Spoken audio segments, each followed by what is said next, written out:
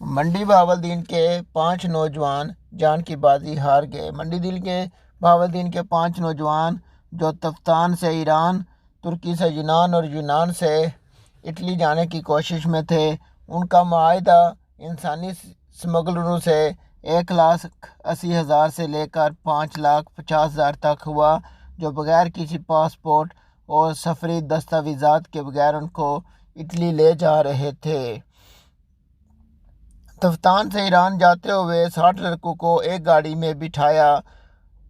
अब्दुल्ला शाह और मैर अली दम घुटने से गाड़ी में ही जाम भाग हो गए। दूसरे वाक़े में यूनान से इटली जाते हुए 17 साला सनावर, 22 साला आदल, 23 साला यासर इंसानी स्मगलरों के आपसी झगड़े और तेज़धार आले की ज़द में आकर जाम भाग हुए। उनके वाक़े की खबर मिलते ही उनके घरों में सफ़े मातम बिछ गया और इंसानी स्मगलर गायब हो गए। 4 की बॉडी उनके घरों तक पहुंच गई, जबकि मेर अली की बॉडी चंद दिन तक पहुंच जाएगी। आदल मेरा भतीजा है ते यासर भी साडा करीबी रिश्तेदार है। तकरीबन 8 लाख विच फी कास्ट दे एजेंट नाल गल होई सी। उस आख्या मैं तुहानूं इटली पड़ावां दा।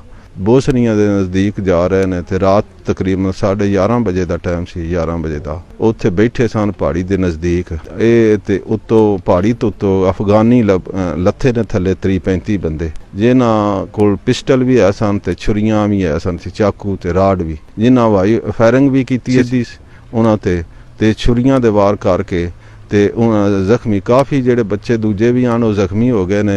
आदल नूं पेट में छुरी लगी है, आके अस्पताल च लै गए। मोहम्मद अशरफ मेरा नाम है, अली राजा मेरा पुत्र है। 10वीं च पढ़दा सी। इन्हां सर उहदे नाल गल कीती है, गल करके 1.5 लाख विच गल हो गई। इन्हां सर खड़िया नाल खड़ के आखिरी इन्हां साडे नाल गल, मेरा बच्चा जिहड़ा मेरे नाल करके गया ते मजदूरी वास्ते निकलिया। अगों इन्हां वेखो खज्जल खुआरियां किनियां बना दित्तियां। अगों वेखो की हाल। यहाँ ये अमल काबिल ज़िक्र है कि मंडी बहावलदीन मुल्क का वाहिद ज़िला है जहाँ इंसानी स्मगलिंग का गैर कानूनी धंधा कानूनी सरपरस्ती में होता है।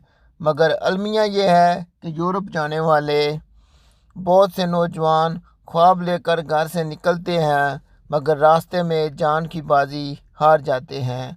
मौत का खेल जारी है, पर पूछने वाला कोई नहीं।